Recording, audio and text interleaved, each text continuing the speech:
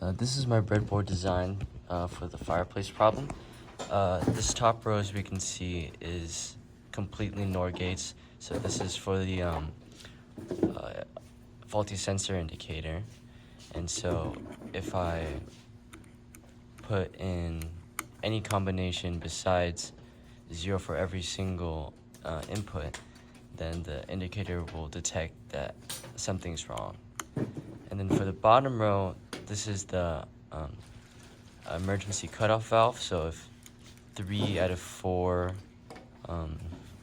or more flames are present, the valve will shut off.